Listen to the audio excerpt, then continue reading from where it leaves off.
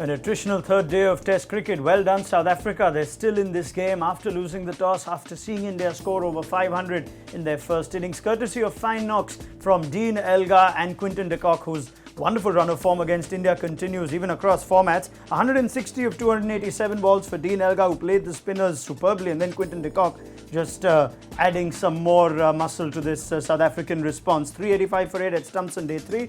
Ajit Agarkar with me, who rightly said on our show on stumps on day 2 that this is still not a bad pitch as long as South Africa apply themselves. Yeah, and which was actually good to see. I mean, okay, as an Indian fan, you would think that this is not what you're used to seeing after getting 3 wickets. It looked like a familiar script that India is going to come out and knock South Africa over. They showed a lot of fight. Elgar, particularly at the start, and Faf du Plessis showing all the experience, looking very good, making Indian bowlers work hard for the wickets, which we've not seen in recent times. Once they get on a bit of a roll, the conditions were still not, they were helping the spinners, but not as sort of spiteful as we've seen at some other times on a third day pitch.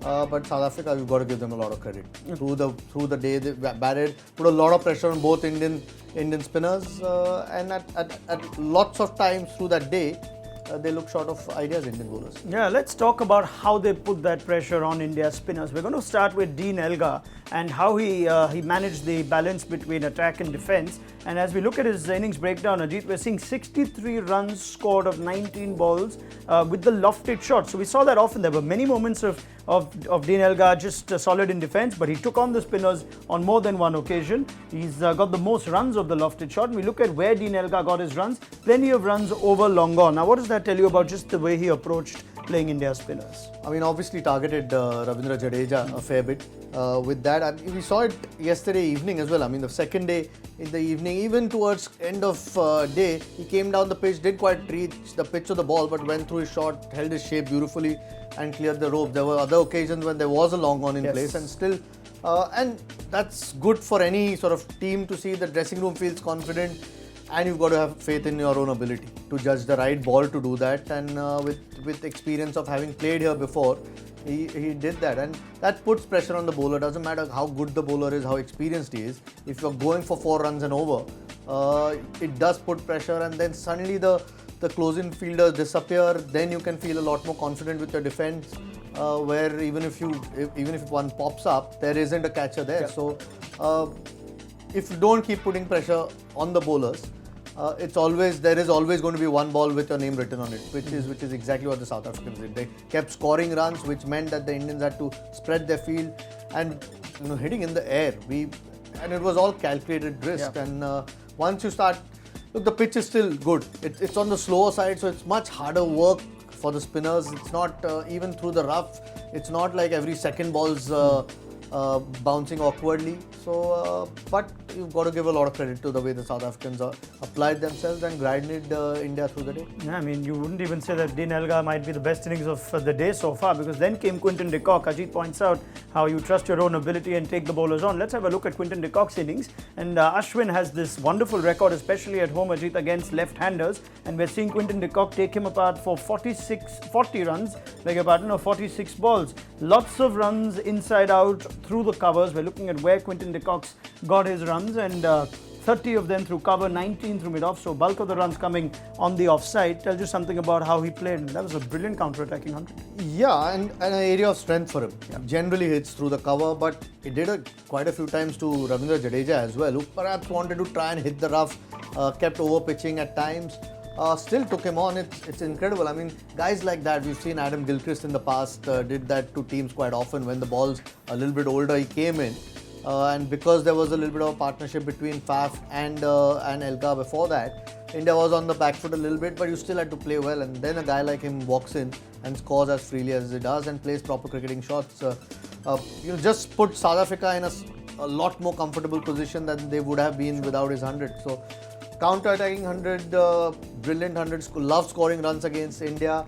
At that point, the Indian bowling was tiring as well. Spinners had a lot of bowling and cashed in, but it was just good cricketing shots and picking the right balls to hit, which was very, very impressive actually. Haven't seen an overseas team after losing the toss, being in the field for 500 runs, do that too often to India. Yeah, and Virat Kohli, you could see as well, was losing his patience every now and then. So were the Indian bowlers. They did fight back, though. It would have been a tougher day for India had Dean Elgar or Quinton de Kock still been at the crease. But R. Ashwin and Jadeja managed to make sure that both batsmen were eventually dismissed. So there was a bit of a fight back in the final session of play. That having been said, if you look at India's bowling figures, Ashwin clearly the standout bowler, another 5-wicket haul, Ajit, for him, 5 for 128 from 41 Shocking. overs. Yeah, no surprises. But back in the team now. But you look at that overall bowling performance, and did India still miss something today? Were you expecting anything more from India's bowlers? Yeah, maybe a little bit more patience. I think maybe South Africans didn't allow them to do that, because every time they tried to toss the ball up, they took them on, hit over the top, scored runs, which meant that they had to sometimes bowl a little bit flatter. I mean, he's almost a 350 test wicket bowler, so you don't need to give him too much advice. But sometimes you feel watching Ashwin that he should persist a bit more. You look at 4 out of his 5 wickets, apart from de Kock, are balls sort of tossed up outside off stump. Yeah. Perhaps, in my opinion, he can do a little bit more of that, because he can do that. I think Ravindra Jadeja is a little bit different. He does fire a lot of the balls in. He doesn't have the same ability as Ashwin does.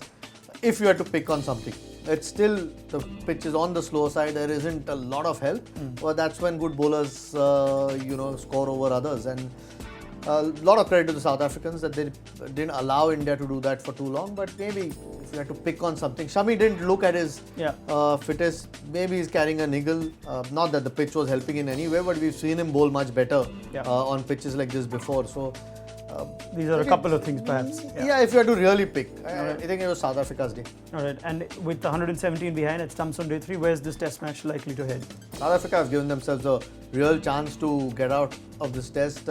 I'm not still sure that whether they can go on and win this unless there's a minor miracle where they bat a session out tomorrow, get close to that score, and then bowl India out and chase that down, which looks a little bit far-fetched at this point. Pitch is quite slow still. It'll be interesting to hear from one of the bowlers this evening what they think about it. So, India still have a chance.